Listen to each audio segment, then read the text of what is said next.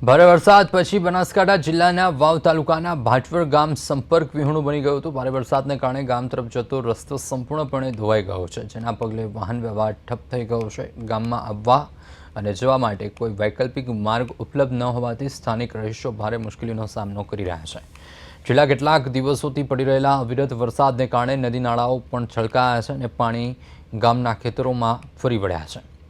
ગ્રામજનોએ પીવાના પાણી અને અન્ય જીવન જરૂરી ચીજવસ્તુઓ માટેની અછત જોવા મળી રહી છે। સ્થાનિક વહીવટીતંત્ર દ્વારા હજુ સુધી કોઈ સક્રિય પગલાં લેવામાં આવ્યા નથી, જેના કારણે લોકોમાં પણ રોષ જોવા મળી રહ્યો છે। આ પરિસ્થિતિને પહોંચી વળવા માટે તાત્કાલિક ધોરણે અસરગ્રસ્ત ગામોમાં મદદ પહોંચાડવાની જરૂર છે। વાહન વ્યવહાર પુનઃસ્થાપિત થાય અને લોકોને પ્રાથમિક સુવિધાઓ મળે તે દિશામાં તાત્કાલિક કાર્યવાહી થવી જોઈએ।